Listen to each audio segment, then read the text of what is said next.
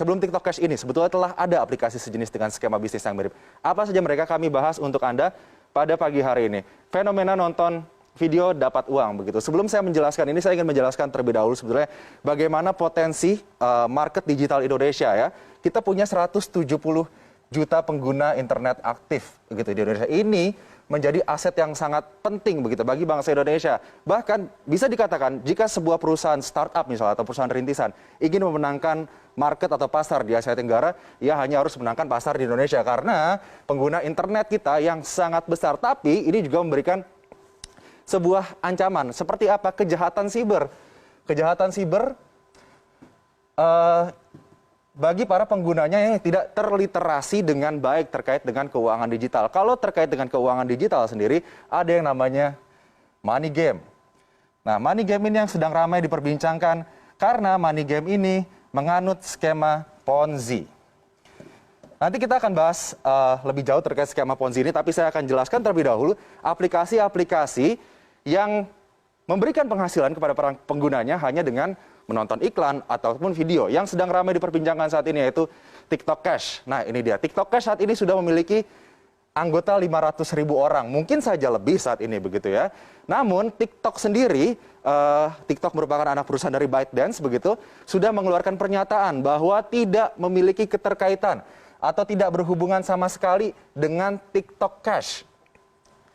Jadi sudah ada pernyataan resmi dari TikTok bahwa tidak ada hubungan dengan TikTok Cash ini. Jadi harus diwaspadai begitu ya.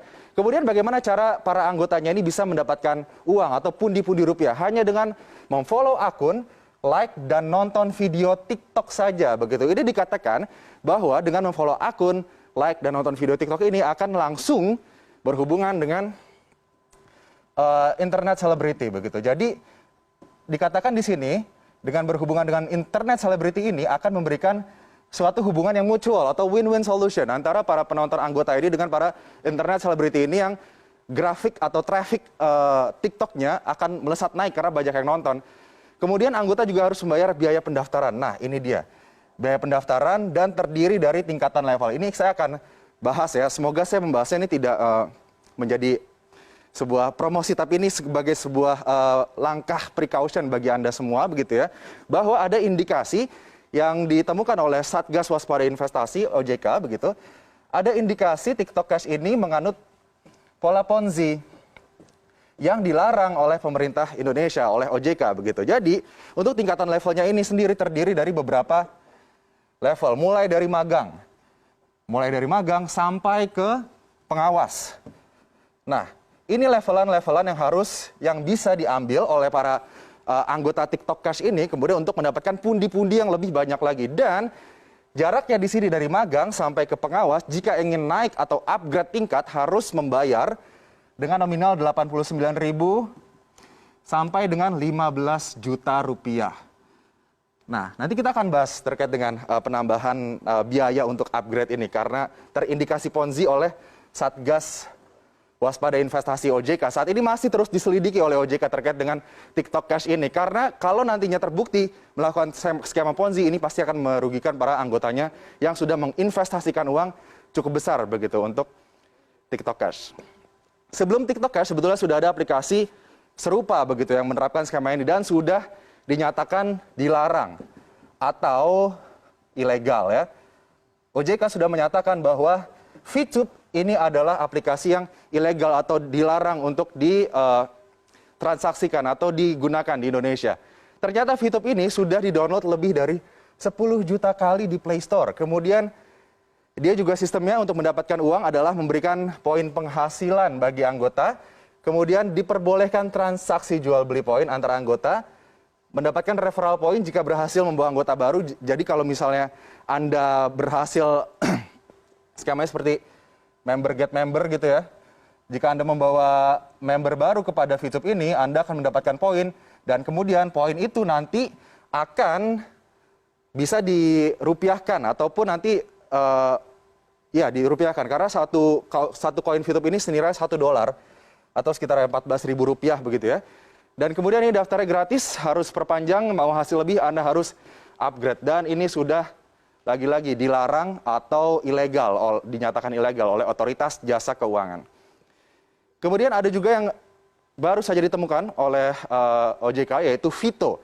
Vito ini sama, hanya menonton iklan minimal 1 kali, maksimal 100 iklan dalam sehari. Kemudian durasi iklannya itu 20 detik, pengguna dibayar Rp3.000 per iklan dan bonus akan dikirimkan langsung ke rekening pengguna. Tidak ada misi khusus dan referral, karena biasanya Anda harus menyelesaikan suatu misi tertentu di satu level untuk mendapatkan rupiah atau bisa memonetasi uang ataupun poin di akun aplikasi digital ini, begitu ya. Ini juga masih diselidiki oleh OJK. Sebetulnya selain 3 aplikasi tersebut sudah banyak aplikasi lainnya, begitu ya, yang terindikasi menerapkan skema Ponzi atau piramida. Dan sebut saja like apps seperti yang dulu, begitu ya. Tapi skema Ponzi memang skema yang sudah lumrah, sudah banyak diperbincangkan, begitu, terkait dengan bagaimana member get member, kemudian member awal mendapatkan keuntungan paling tinggi, kemudian member paling bawah mendapatkan ciong atau kerugian karena tidak mendapatkan penghasilan, begitu. Kita ingat saja kasus, let's say, First Travel yang sempat heboh, kemudian juga ada Miles, begitu ya. Ini 2 kasus yang sempat menghebohkan Indonesia dan terindikasikan juga menerapkan skema Ponzi bagi para anggotanya. Dan kita juga sudah punya undang-undang, yaitu Undang-Undang Nomor 7 Tahun 2014 terkait skema Ponzi. Ini yang menyatakan bahwa skema Ponzi atau piramida ini adalah sistem kegiatan usaha yang memperoleh keuntungan bukan dari hasil penjualan barang. Ini yang harus digarisbawahi. Jadi Anda harus hati-hati jika ada suatu bisnis yang menawarkan Anda penghasilan tanpa ada penjualan barang. Di sini skema Ponzi memfokuskan kepada memanfaatkan peluang keikutsertaan mitra usaha, terutama dari biaya partisipasi orang lain, begitu. Jadi tidak mengutamakan bagaimana penjualan produknya, kualitas produknya, tapi mengutamakan bagaimana agar membernya bisa merekrut member-member lainnya, kemudian bisa mendapatkan keuntungan dari biaya yang dikeluarkan oleh member itu, begitu. Jadi intinya piramida begini, yang paling atas akan selalu mendapatkan pundi-pundi uang, begitu. Tapi nanti yang paling bawah, mereka yang menyetorkan uang ke atas, begitu, saat nantinya sudah tidak ada lagi orang-orang yang menyetorkan uang ke atas, tidak ada lagi member, begitu, ataupun sudah terbukti menyalahi aturan, begitu ya, yang di bawah inilah yang akan dirugikan. Hati-hati. Berikutnya adalah ciri-ciri investasi bodong. Nah, ini dia, agar Anda tidak tertipu, begitu ya, dengan investasi-investasi yang menawarkan imbal hasil yang cukup besar dengan waktu yang sangat cepat. Nah, imbal hasil tidak masuk akal dan tidak logis. Tadi juga sempat dijelaskan bahwa imbal hasil saja untuk obligasi dan lain-lain, ya let's say 5% atau 6%. Tapi aplikasi-aplikasi digital yang bisa menonton iklan dan mendapatkan uang itu, imbal hasilnya bisa 30 sampai 40%. Ini 5% sampai 6% 1 tahun ya. Tapi aplikasi digital tersebut bisa memberikan imbal hasil 30 sampai 40%, bahkan bisa sampai 100% hanya dalam hitungan bulan ataupun minggu saja, begitu. Ini harus Anda waspadai.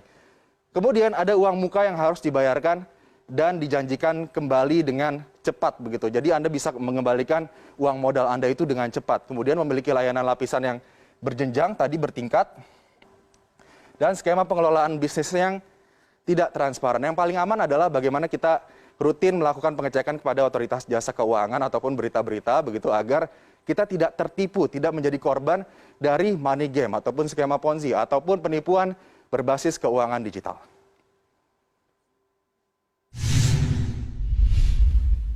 Pertamina merilis obligasi global sebesar 1,5